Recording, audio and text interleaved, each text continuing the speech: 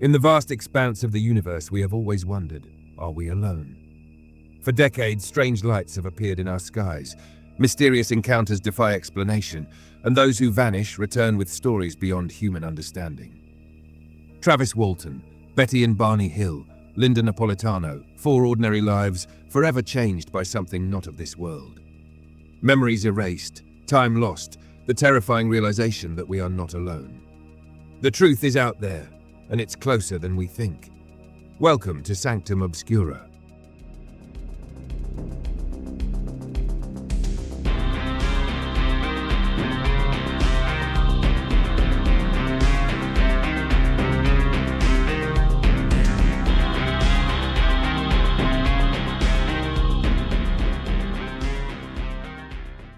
The chill of an early November night settled over the Apache Sitgreaves National Forest, where a thick canopy of towering pines loomed over the rugged dirt road.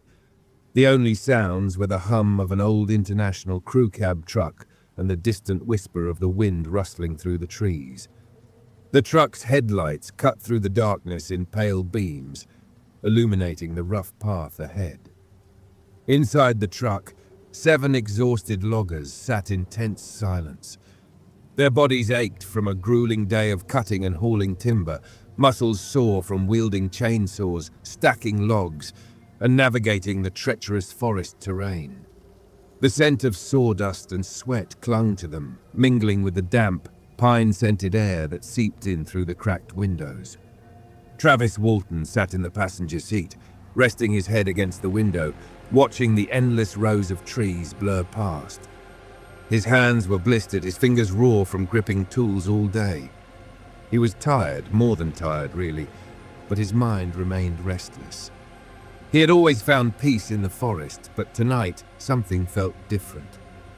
Mike Rogers, the crew leader and Travis's closest friend, kept both hands tight on the steering wheel. He was the kind of man who took his job seriously, not because he loved it, but because he needed the money to support his family. The logging contract was on a tight deadline, and they had already lost time due to unexpected setbacks. Behind them sat the rest of the crew: Alan Dallas, the hot-tempered loner; Steve Pierce, quiet and nervous; John Gollett, who had an easygoing nature but wasn't too bright; Dwayne Smith, the youngest of them all, eager to prove himself; and Ken Peterson, level-headed and dependable. The truck rattled as it hit a deep pothole, jostling the men inside. "Damn roads are getting worse," Mike muttered under his breath, gripping the wheel tighter. The men didn't say much.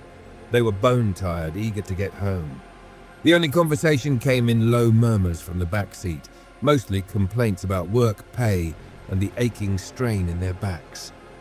Then, something caught Travis's eye. A glow flickered through the trees up ahead. Faint at first, but growing brighter. A golden-orange shimmer pulsed through the darkness, lighting up the forest in unnatural waves. Whoa! What the hell is that? Travis sat up straight, leaning forward. Mike eased off the gas. "What are you talking about?" "There, up ahead," Travis said, pointing. The others turned their heads, frowning. The glow intensified as they rounded a bend in the road, and suddenly the source of the light became visible. Suspended in a small clearing off the road, hovering effortlessly above the ground, was a massive metallic disc. Silence gripped the truck. The craft was unlike anything they had ever seen. Gleaming silver, its smooth surface reflecting the night like a mirror. It pulsated with an eerie light, shifting between gold, orange, and a strange electric blue. The air around it shimmered like heat waves rising off the pavement in the summer, distorting the space around it. A faint hum filled the air, so low it vibrated in their bones. Mike slammed the brakes.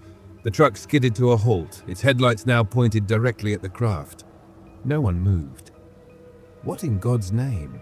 Ken whispered. "That's not a helicopter," Steve muttered. "No way," Dwayne breathed. For a long moment, they simply stared, wide-eyed, their minds struggling to comprehend what they were looking at. Every instinct told them they shouldn't be here, that they should turn the truck around and get the hell out of these woods. Then, before anyone could stop him, Travis opened the door. Travis, what the hell are you doing? Mike hissed. Get back here, man. Steve called after him, but Travis didn't stop. Something inside him pulled him forward. He wasn't sure if it was curiosity or some deeper force, but his legs carried him toward the craft, step by hesitant step. The ground beneath him felt charged, tiny static shocks tingling against his skin.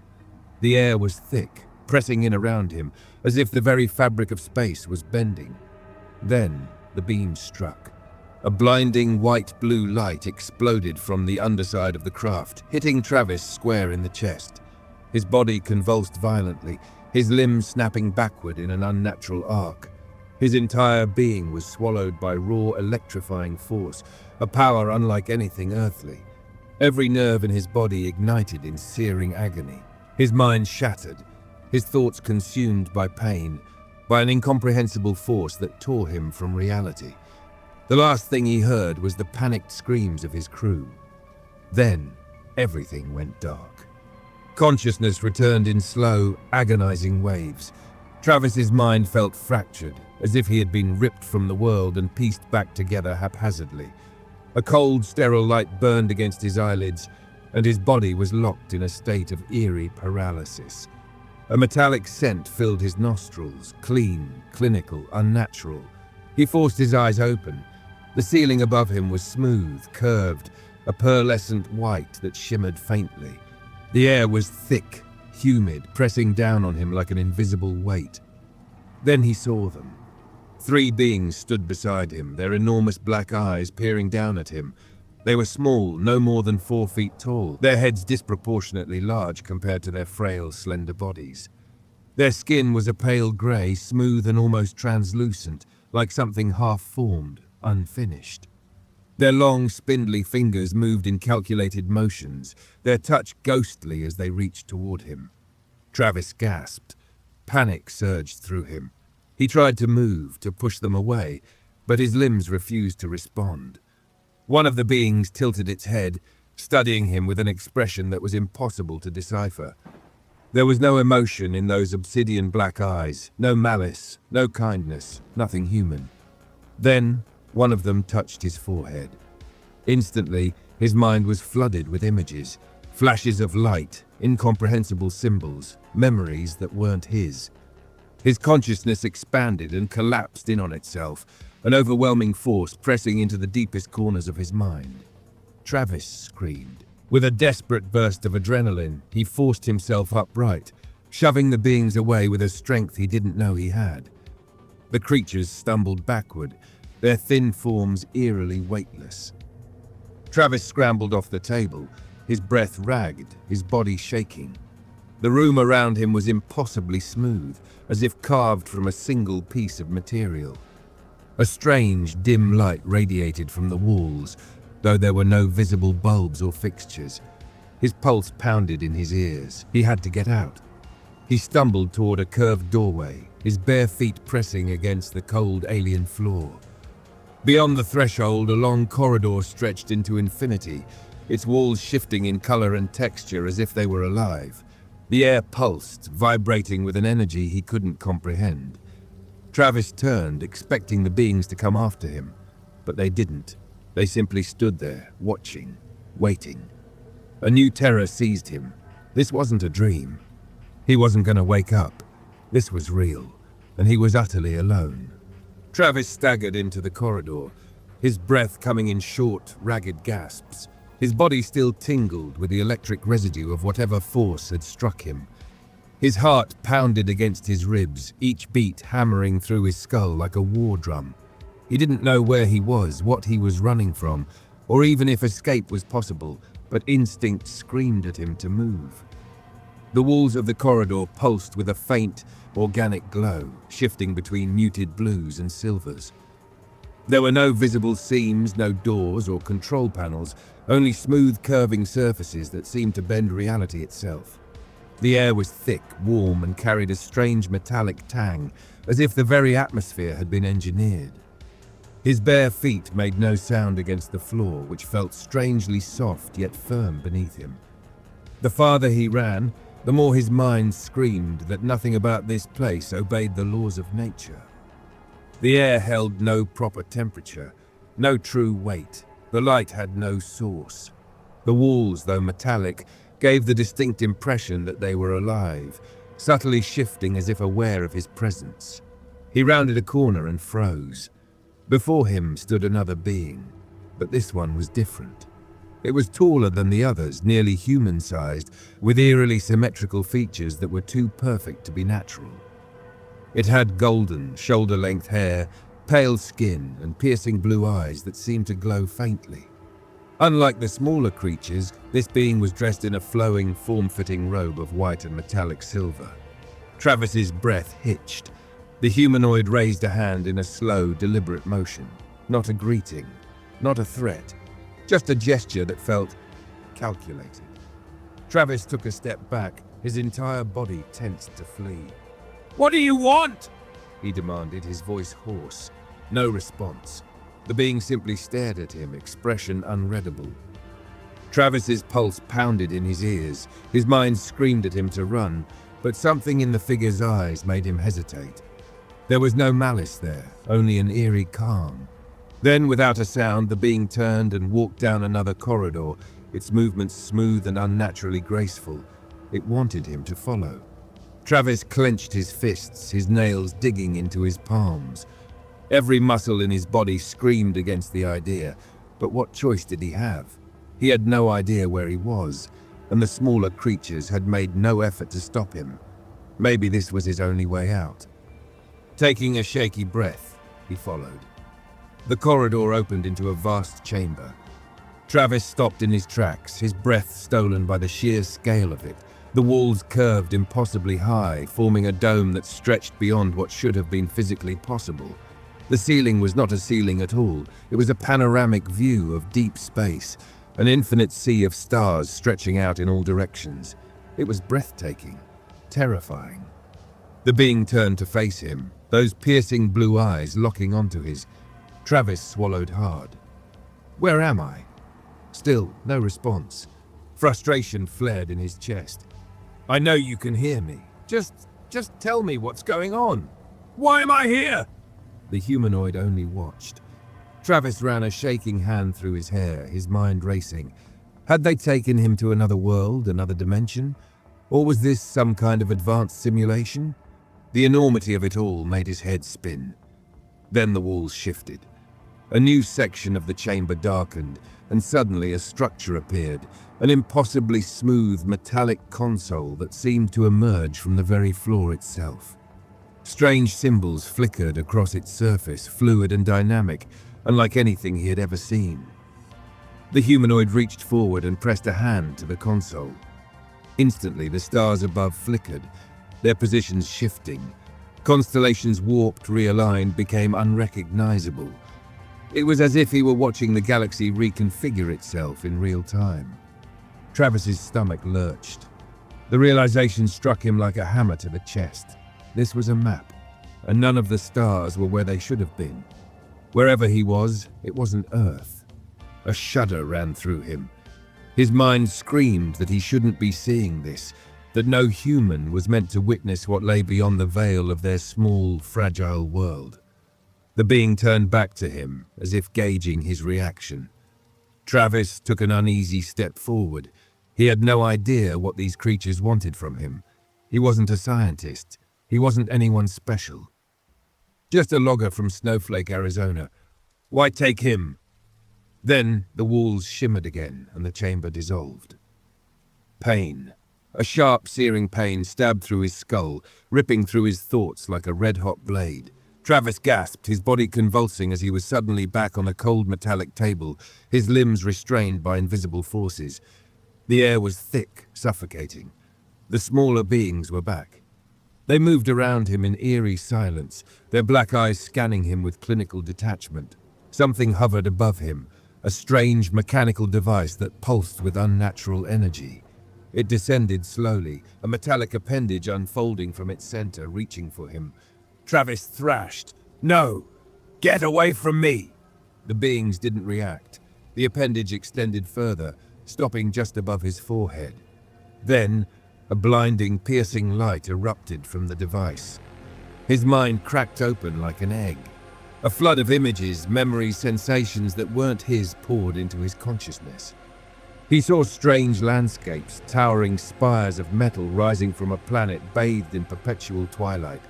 He saw creatures unlike anything from Earth, their elongated forms drifting through air that shimmered like liquid silver. He saw endless corridors of light, halls that stretched into eternity, filled with unreadable glyphs and symbols. And he saw them. Not just the small, grey figures. Others, taller, older. Their presence was overwhelming, like standing before ancient gods whose very existence reshaped the fabric of reality. He wasn't supposed to see this. His mind wasn't meant to contain this knowledge. It was too much. He screamed, and everything shattered. When Travis opened his eyes again, he was lying face up on cold asphalt. The night sky stretched above him, the stars familiar yet distant. His body ached. His skin felt raw. His head throbbed with an ache that burrowed deep into his skull. He could smell pine, damp earth, the distant scent of wood smoke. For a long moment he didn't move. Then slowly he sat up. The world spun. His breath came in ragged gasps. His clothes were gone, his body covered in thin scratches and bruises. His heart pounded as he looked around, disoriented. In the distance, he saw the flickering lights of Heber, Arizona. Home. Staggering to his feet, he started walking, his body screaming with every step. His mind was a fractured mess of memories that didn't belong to him, images of things he couldn't explain, knowledge he couldn't comprehend. He had been gone. But for how long? The last thing he remembered was the fear in his crew's eyes, the way the truck had disappeared into the night. Had they left him for dead? Or had he been dead? His legs gave out beneath him, and he collapsed onto the road, his body shaking with exhaustion, with fear, with the overwhelming certainty that nothing would ever be the same again. Because he knew deep in his bones that they had let him go, but they could come back, and next time, they might not let him leave.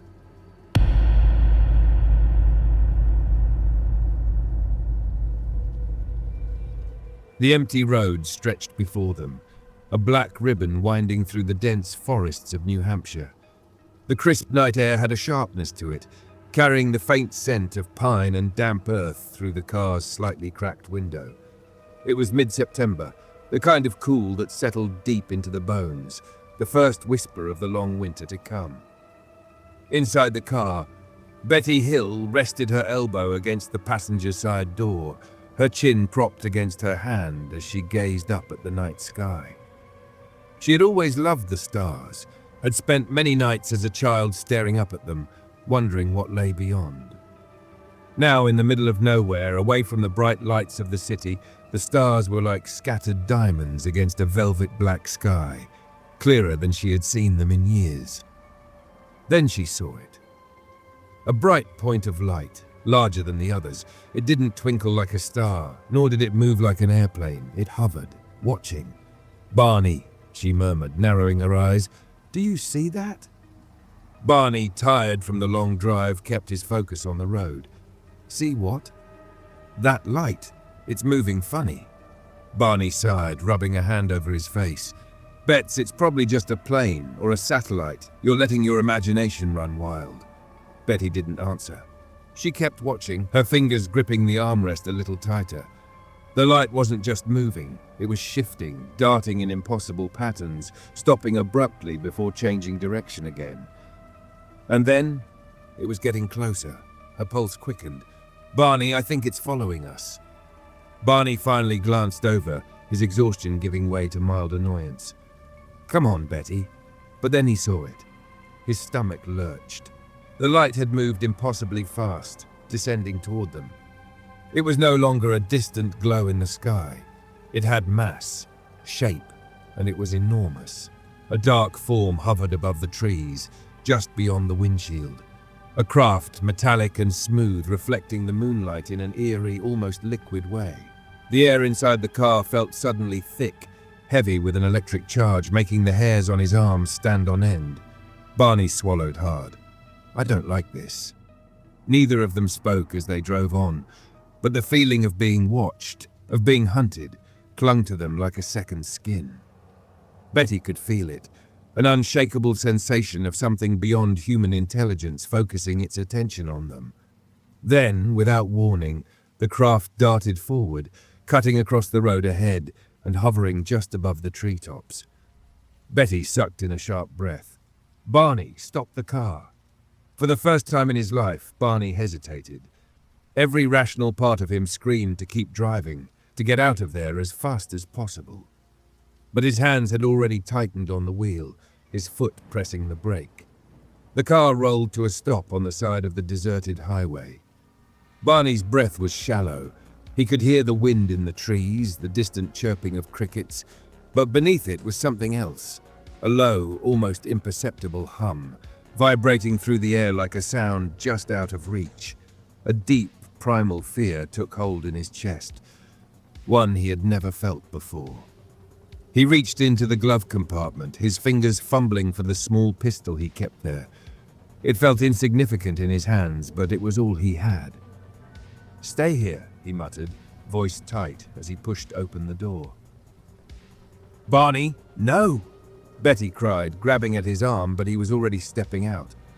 The air outside was sharper, carrying a strange metallic scent. The forest loomed on either side of the road, black and impenetrable. Barney took a few cautious steps forward, his shoes crunching against the gravel. His heart was a hammer in his chest. Lifting his binoculars, he peered through the lenses at the craft above, and then he saw them. A row of figures stood behind the craft's windows. His breath caught in his throat. They were humanoid in shape, but wrong. Their heads were disproportionately large, their eyes enormous and black, reflecting the light in an eerie, predatory way. Their bodies were slender, almost frail-looking, yet something about them radiated an overwhelming power. Barney's blood turned to ice. He had never felt fear like this, not even in the war. One of them raised a hand. A sound filled the air, not a sound exactly, but a sensation, a pressure inside his skull, behind his eyes. "Stay where you are!" Panic exploded in his chest. He turned, stumbling backward. "They're going to capture us!" he screamed, his voice raw. Betty's door was already open as he threw himself into the car, shoving it into gear with shaking hands. The tires screeched against the pavement as he floored the gas pedal, the car lurching forward. Betty was clutching his arm, her fingers ice cold. "Barney, what's happening?" "I don't know," he choked out. "I don't." A sound, high-pitched, vibrating, unnatural, filled the air. The craft moved impossibly fast, closing the distance in an instant. Then, a blinding light. A rushing sensation like falling, weightlessness and pressure all at once. Then, nothing. Silence. When they came to, the car was still moving. The road stretched before them, but something was wrong. Betty blinked, disoriented. "Where are we?" Barney gripped the wheel, his hands white-knuckled. His stomach lurched as he looked at the odometer. They had traveled 35 miles. Neither of them remembered the drive. The air inside the car felt stale, charged. Betty's dress had a long, jagged tear down the side. Barney's shoes were scuffed and covered in dust. Their dog Delcy whimpered in the back seat, curled into a tight ball. And the time, 2 hours had passed. 2 hours, gone. Betty's voice was small, shaking. "Barney, what happened to us?" He didn't answer. He couldn't. They should have felt relieved to be away from the craft, to be moving again, but something was wrong. Something inside them had changed. That night, neither of them slept, and then the nightmares began. Barney woke up screaming, drenched in sweat, whispering about figures standing over him, about cold hands pressing against his skin. Betty dreamed of a room bathed in strange light, of eyes, endless black eyes studying her, reaching into her mind. She dreamed of a star map. Days later, she would draw it from memory. Years later, someone would recognize it. The Zeta Reticuli star system, a place humans had never charted in 1961. Betty and Barney Hill never wanted fame, never wanted their story told. But after that night, after what they did to them, nothing was ever the same. And no matter how much they tried to forget, The stars would never look the same again.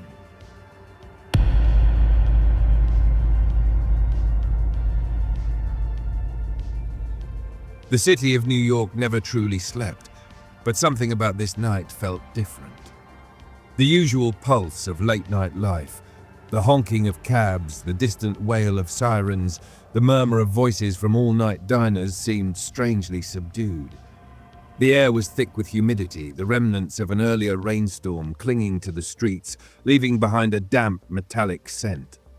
The Brooklyn Bridge loomed over the East River, its steel frame illuminated by golden lights that cast reflections across the dark, rippling water below. But above that bridge, in the vast emptiness of the sky, something impossible was unfolding. Linda Napolitano sat curled up on her small, threadbare couch, her hands wrapped around a cooling mug of tea. The flickering light from the television played across her face, though she wasn't watching the late-night talk show murmuring in the background. Her mind was elsewhere, lost in the gnawing unease that had been clinging to her for weeks now. She couldn't explain it. An overwhelming sense of being watched, an unnatural static in the air, as if something unseen had its presence draped over her like an invisible shroud. The television flickered for a moment, the screen distorting, then snapping back to normal. Linda frowned and adjusted her position, rubbing her arms against the chill that suddenly crept through the apartment. It wasn't just her imagination. Something was wrong. The air felt charged, like the quiet before a storm, yet the forecast had called for clear skies. She set the mug down and stood, stretching, trying to shake the feeling off. But then the flickering on the screen intensified, turning into a high-pitched whine that made her teeth clench. The walls of her apartment seemed to vibrate subtly, as if responding to some unseen force.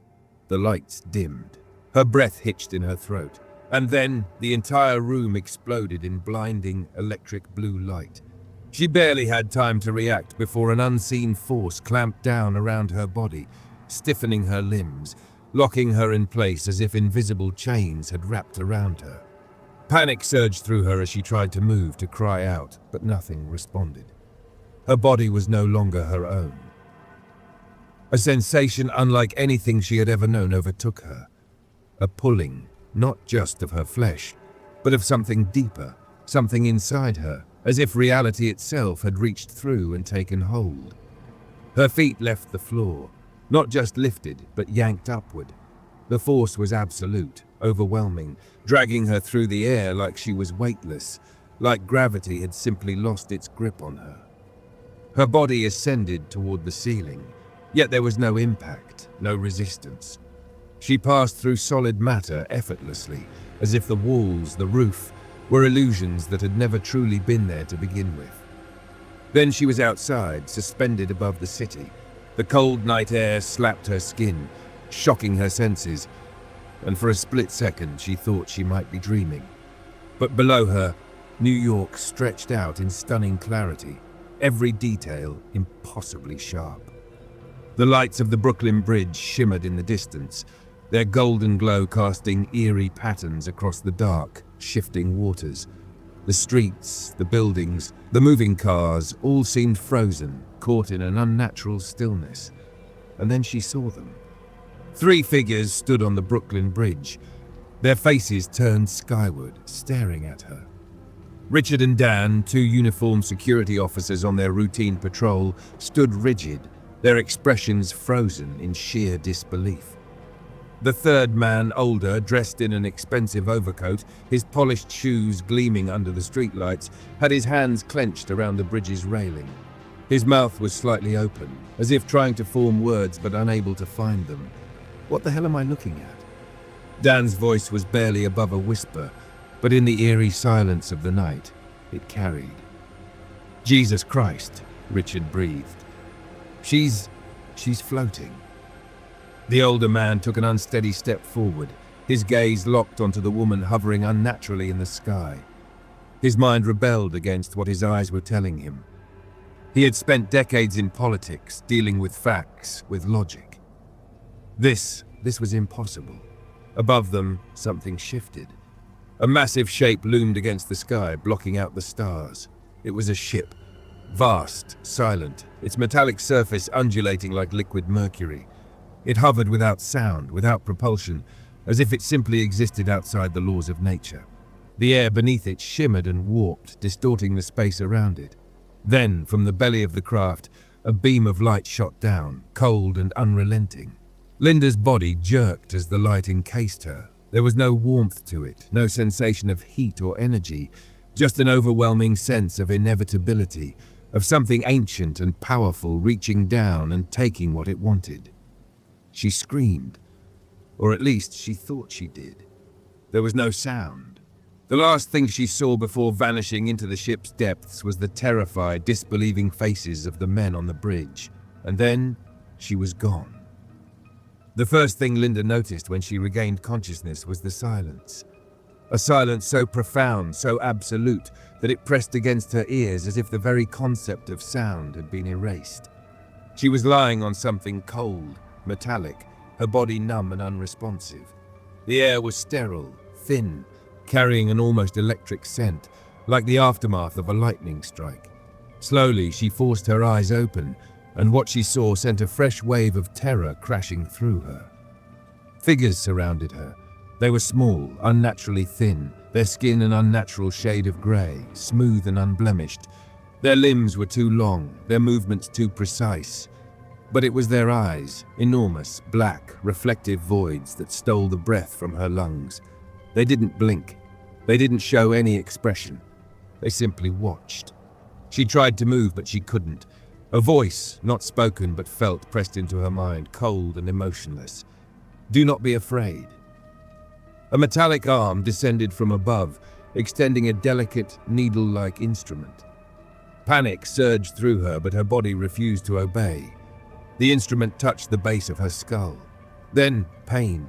Blinding, searing, unnatural pain, like her very thoughts were being unraveled. She felt something foreign pressing into her mind, shifting through her memories as if they were pages in a book. Images flickered through her consciousness. Her childhood, her first kiss, the taste of warm coffee on a cold morning, the feeling of sand between her toes. And then, things that weren't hers. Stars, massive and burning, in constellations she didn't recognize. Vast cities that stretched into infinity, filled with shapes she couldn't comprehend. The sensation of floating in endless darkness, surrounded by beings that spoke without words. And then, just as suddenly as it began, it stopped. Linda awoke in her bed. The room was dark, silent, undisturbed. For a moment she thought, hoped, it had all been a dream. But then she moved, and a sharp pain flared at the base of her skull. Heart pounding, she stumbled to the bathroom, flicking on the light. Her reflection stared back at her, pale, hollow-eyed, trembling. And then she saw them. 3 small, perfectly symmetrical puncture marks at the base of her neck. Her stomach twisted. From the bedroom, her husband's sleepy voice drifted through the doorway. "Linda, you okay?" She opened her mouth to answer, but the words wouldn't come. She wasn't okay. Something had been done to her. And deep inside, she knew. It wasn't over. Thank you for watching this video by Sanctum Obscura. If you enjoyed unraveling the darkness with us, don't forget to like, share, and subscribe. Stay curious, stay brave, and remember, some mysteries are better left in the shadows. See you next time.